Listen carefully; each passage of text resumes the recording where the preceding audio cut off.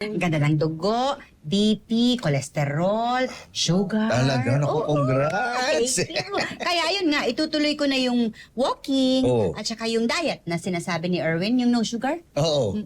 Yun, ganda yun. Ano to? Ha? Treadmill. Bili ako ng treadmill para hindi ka nalalabas. Dito ka lang sa loob maglalakad. Naku sa gabi ko na magagamit yan kasi balak ko tuwing umaga sa labas ako maglalakad para sariwa yung hangin. Ikaw, mamaya ko na i-assemble to ha. Kumain muna tayo. Mamaya pa ako pwedeng kumain. Fasting ako eh. Fasting? Nagpa-fasting ka rin? Oo, fasting maganda sa katawan. Tama naman si Erwin. Sabayan mo na ako, mag-fasting ka na rin. Ano eh? Tapusin mo na to, tapos sabay na tayong kumain, mami. Pero,